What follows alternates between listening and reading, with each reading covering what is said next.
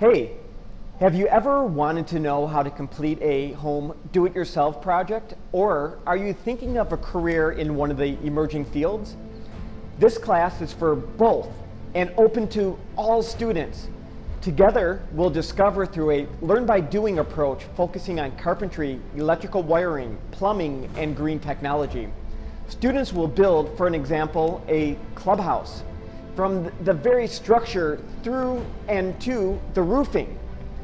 Learn how to frame, let's say, a family room wall, and then apply drywall, molding, flooring, and then do a complete residential wiring project. In fact, students can earn 3 college credit hours in residential wiring for taking this course.